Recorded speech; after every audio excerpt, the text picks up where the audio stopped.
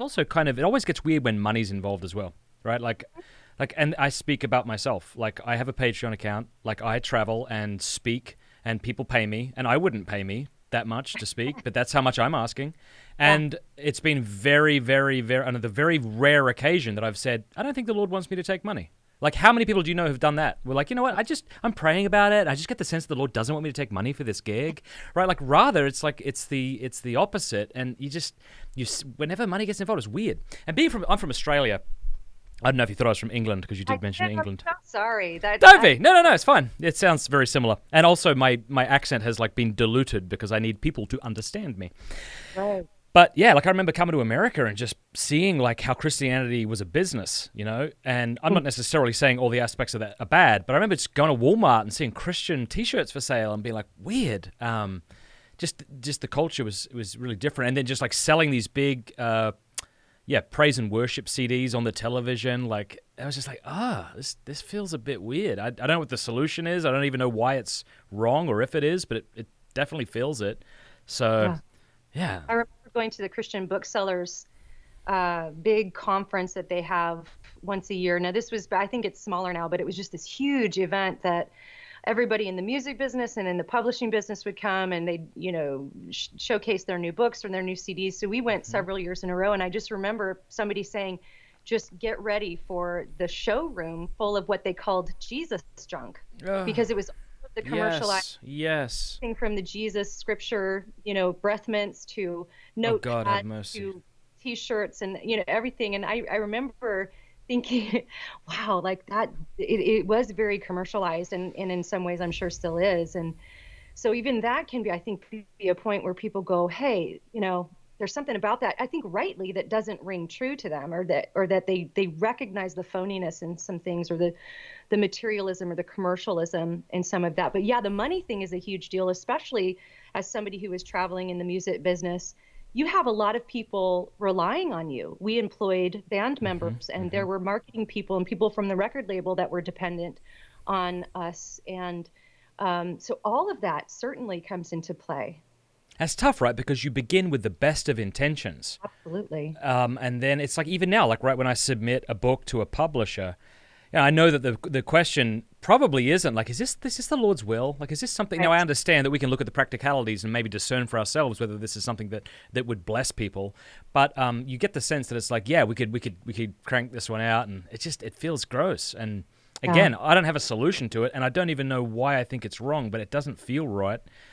And did you find that in yourself, like as someone who is trying to be a faithful follower of Christ, did you get kind of caught up in this? And I'll just really briefly share my own experience, right? Like, I know it's really easy for me to go give a talk, like 3,000 teens or university students, and people tell me like I've like changed their lives. And then I go home and I find myself irritated and agitated with the monotony and of home life. And so instead of like making my bride and my children my primary vocation, I make it outside of the home because it feels successful out there. Whereas if I come home, it's really difficult to kind of gauge success when I have to constantly be patient with children who demand so many things of me. My wife, who's very aware of my own junk and isn't terribly, I mean, she loves me and she's a beautiful woman, but not terribly impressed. Hasn't given me a standing ovation once after any of the Oh, any of the talks I've given to her. Yeah, it can be really tempting to start to take your identity in that person up on the stage, and without even realizing it. And you can even like you can make it look pious, like I'm yeah. just doing this for the Lord. Yeah, but like your family's struggling, and I Yeah. don't think this is for the Lord. Yeah. Did you experience that? Boy, I'm sure. Yeah, I mean, on different levels at different times, for sure. One advantage that I think I had, that I look back on it with such gratefulness, is my dad was one of the founders of the Christian music industry. So he, back in the 70s, I mentioned he found the Lord at the Calvary Chapel Jesus People movement, and his band, I mean, arguably, I think a case could be made. It was the first Christian rock band to have any measure of success. They became a national band, and sort of became on that ground level of the contemporary Christian music movement from the very beginning. But my dad actually left the industry after I think he had gone solo, had one solo album, and then he believed the Lord led him to walk away from all of that. And he was a model. So for my entire life, My dad never asked a fee. He actually I'd go Goodness. to his concerts where he would tell people, I have CDs. I suggest that you pay X amount, but if you don't have Mm. money, please, Yeah, we'll give you man. one because we want you to have it. And so that was really modeled for me. And I actually saw the God intervene many times where he would just go for a love offering, where I mean, I remember times in my childhood when our house was getting ready to go in foreclosure, and then he would go do a concert, and just the exact amount would come in to pay the mortgage. And so I watched my parents live by faith like that. And it was very important that my dad instilled that in us, that this is about ministry first. So when I went into the actual business, I had that mindset. So it was, I mean, I went in there like, I don't want to charge for CDs. I don't want to charge for concerts. And they were kind of like, yeah, it doesn't work that Yeah. way. And so, I had to make compromises that I don't think were necessarily wrong, right? You've got to pay your band members. If you're going to do something bigger, Yeah. on a bigger level for a certain purpose, You need money. you need money to do Yeah. it. And so, but I was never comfortable with it. I was even the autograph signing that we do. I remember arguing with road managers and things, being like, I'm not saying I don't want to do this because I'm tired or because I don't want to work, but it just feels wrong to Yes. sit at a table while people line up to be Oh, filed past you like cattle while you sign, one item per person. wow. Yeah. By it felt so wrong to me the whole time. I never made peace with that. But, that's not to say that I didn't struggle. Of course I did. I mean, I think human, the fact that you were wrestling with it is such a good sign. And I think, yeah. it doesn't, I know people say you're struggling means you're on the right, you might not be, you might be on a terrible path and you should actually make some courageous decisions. So I'm talking about myself here, but Yeah, but you're thinking if you're wrestling. you're Doing it wrestling because like it's what you yeah. do. Yeah. This is a very American thing, and I'm not crapping on America. I live here, I love it, I'm honored to be here, but we don't have the same sort of fame culture in Australia as y'all do here. We grew up, my wife's from Texas, which is why I say y'all, that's my excuse. We grew up watching American television, and so yeah. I see exactly what you mean. Like when I go give a talk at a big teen conference, I have people coming up and like, can you sign my shirt? Yeah. Right. I don't really want to sign your sweaty gross shirt actually, but Yeah.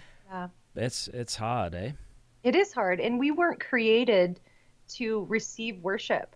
I've often, I mean, I'm a worship leader, but I've always even struggled with that. I like when I read the New Testament, have models of people, one bring a song, a hymn, a spiritual song, but you don't, but this whole idea of like the 20 minutes with the lights and the thing, and I've done all of this. So I'm not saying that, I know the answer, because I don't. And I've wrestled with this even as a worship leader. But this whole idea of like, we're going to take 20 minutes and sing our songs, and and a lot of people have different idea about what it is we're doing when we do that, and just wrestling through a lot of that too. But even how that's become such a business and such a even on the songwriting level, there would, and that even as a songwriter, I always struggled with like how people could make an appointment at 2:00 in the afternoon to write a song about your deepest hearts, Yeah. Make it intimate. People like intimate. They'll pay for intimate. Be real. Be more real. do that at 2 p.m. Like it might be 3 p.m. when that happens. I don't know. I mean, songs I wrote usually would happen like at a stoplight where I'd grab a napkin and That's cool. scribble really fast, So I'm not one of those songwriters that wrote a song every day, although I would admire people like that. So I think there's a lot of things, especially in American evangelicalism, that we have to wrestle through a little bit, and don't just accept because it's what's done, but think it through more deeply. Like, is this something that should be done? And I'm not saying it's not, but how do we balance being in, cooperating with church leadership while not compromising something spiritually?